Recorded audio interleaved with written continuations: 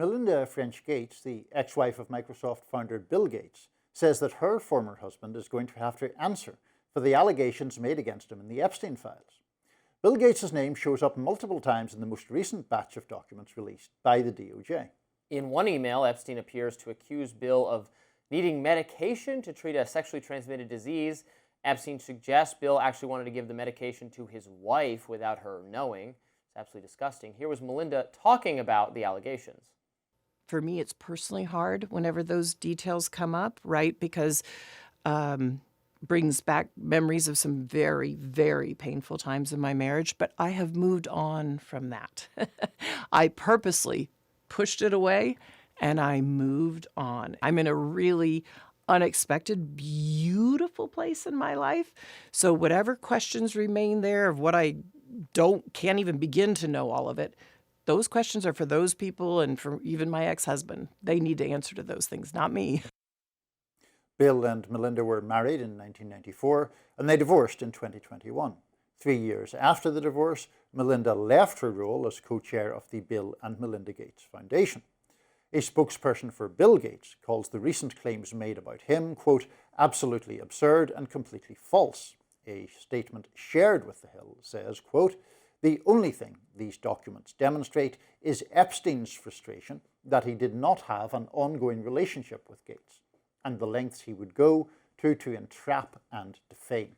The New York Times reports that beginning in 2011, Bill Gates went to Epstein's Manhattan townhouse multiple times to discuss the possibility of raising funds for the Gates Foundation.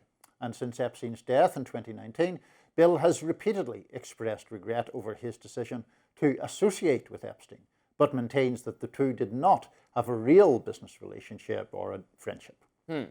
Lots to get into here. Yeah. Really disgusting accusations against Bill Gates. Now, to be clear, these are not messages between Bill Gates and Epstein. These are messages Epstein sent to himself. As a draft, seemingly, or something like that. So where it's basically like he's not getting what he wants out of Bill Gates anymore, and he's like, but I know that he needed this. He wanted to get medicine for sleeping with a prostitute or something of that nature. Again, that's not confirmation it happened. That's not Bill Gates saying it, so you got to be a little careful. It seems pretty clear that Bill Gates, we've already knew this before these files, that Bill Gates is one of those figures who continued to have way too much contact and friendship with Bill Gates well past the point in which there's any plausible deniability for awareness of what he did, and that's bad judgment on his part. Maybe it's as bad as it is now. I wouldn't put it past anyone to want to ask Bill Gates questions about this. What he was contemplating in the subject of what we just read is pretty awful and maybe even criminal, frankly. Giving somebody medicine against their will. Oh, right. He wanted to give it to her because he worried he'd infected her or something of that nature. Did he want to give the medicine to her? Did he want to take it without her knowledge? He wanted to give it to her? I think so, yeah. Oh. To make sure he hadn't passed it. That seems very dodgy. Again, we don't know that any of this is true. Right. It could be secondhand. It could be Epstein recalling it in that way or just wanting to threaten him with something that isn't true. Look, we know Epstein's game. He was himself a sexual predator, and then he had all these famous and wealthy friends whose influence he collected and who he sought power over. Now, there isn't as much as people would like evidence in all these new disclosures of his famous friends being complicit in the sex with underage people part of it, but they're certainly around the island and talking to him all the time, and people like Steve Bannon and Noam Chomsky and Stacy Plaskett and Bill Gates and many others having ongoing relationship with Noam Chomsky, advising him on what he should say to avoid responsibility for the things he's done, look very, very bad, and so on and so forth, right up until the end. So that's all very bad and all very damning and should color our perception of these people. There's not the smoking guns a lot of partisans, however, we're looking for in terms of the Clintons or Trump or others. Nothing. Yeah, nothing. Well, so first of all, I mean, in terms of Bill Gates, there's no criminal allegation against him, and he obviously denies wrongdoing, as do many of these other people. Right. And the issue which you raised about judgment in relation to Epstein is a much more salient one. Many of these people retained contact with Epstein after the initial conviction, he pleaded guilty. And Bill Gates has sought this massive global role in being an expert, a moral authority on some level for public health and for a set of policies that I've criticized and other hosts on Rising have criticized, our viewers were very suspicious of, involving compulsory vaccination, compulsory all sorts, a more global perspective on public health, cooperation with international health authorities, who I think are sometimes wrong. So I'm critical of all that. I think if you seek that role for yourself, I'm not saying you have to be like morally unimpeachable, but maybe more morally unimpeachable than he comes across in these documents. Yeah, and I mean, I do think, and we may slightly diverge here, the release of the documents, which I wanted and am supportive of, it has, I think, informed the public about things that are of real substantive value, even if they don't rise to the level of criminality. There has been a sort of corollary information that has come out that has been of genuine public interest. I don't want to divert too much into British politics, but the former British ambassador to the US, Peter Mandelson. It seems to be having a bigger impact on your government than ours. Yeah, I mean, Mandelson is in enormous trouble. One reason being he appears, unless this email is somehow faked, he appears to have told Epstein, when Mandelson was in government years ago, about very sensitive details about the British government's plans. You can't do that, to anybody, not least someone who is of a nationality other than the government in which you're serving. So those kinds of details, I think, are very, very important. And the judgment question does come up, and the general sense of a kind of circle or cabal of people who are all in league with each other in a kind of cozy, friendly way, even if that does not rise to the level that every member of that circle is therefore culpable of crimes, which clearly they're not. Yeah, that's all true. I do think it requires a degree of nuance, and I have a piece in the Free Press today expressing some reservations I have about these disclosures.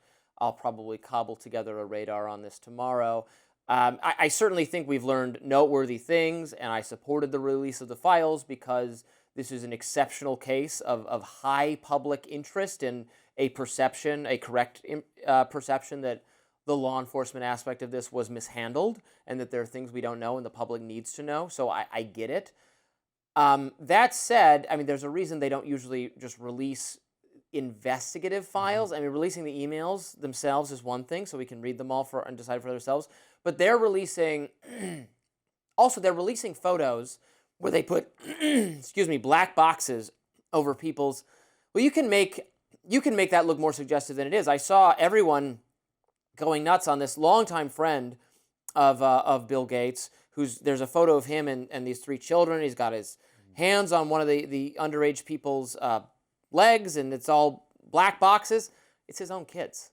It's him and his wife with his own kids. And again, that went super viral. Oh my God, here's one we got, one of the pedophiles. Yeah.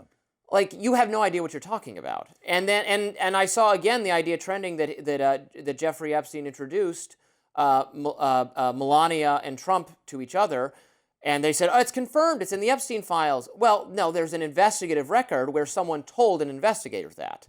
So that document exists. But that doesn't mean that's true. That's just what that person told that investigator. That account has been contradicted by Melania and Trump. You can take that for what it's worth. Also, I think by the timeline, and they sued the Daily Beast and Michael Wolff to have it taken down, and they won. Or they got them to agree to take it down. So just because that information is in the Epstein files, that doesn't make this in the Epstein files is now becoming that doesn't mean found guilty of sexual misconduct, or even that it's true. And I'm wary of like a witch hunt mentality that's developing around these things. Yeah, I mean, I am not deaf to that argument, and it is certainly, I think, something that people in the media have to be responsible about when there is often very lurid but very uncorroborated information publicly released. I do think that the Epstein matter was so exceptional and so unusual and involved so many very powerful people in politics and outside of politics that the public appetite was quite understandable for greater disclosure. the public suspicion of a cover-up was very high, and it is therefore useful to release as much as you can to try to ameliorate that issue. Yeah, I hear that, and I am not saying I disagree with that necessarily, but I think we ought to maybe very much keep to the idea that this is going to be the exception. I think if this starts becoming the rule, that we have to you're release mad at everything somebody in every politics, investigation. release every file you have on this person, even if it's uncorroborated. You know, in an era of weaponized law enforcement both ways, this seems like it could cause a breakdown of trust in our society. Well, sure. This is a special case. I agree. Yeah, no, it is a special case. I take your broader point, not least because your broader point would give a license to anyone who has a enmity or vendetta towards someone to just make it then encourages fictitious allegations, basically. I'm not saying that's happening in the Epstein case. I think it's exceptional for all sorts of ways, but I take the broader point. Well, we will discuss that more tomorrow. Look forward to that. Up next, Don Lemon speaks out about his arrest with Jimmy Kimmel. Don't go anywhere. We'll be right back.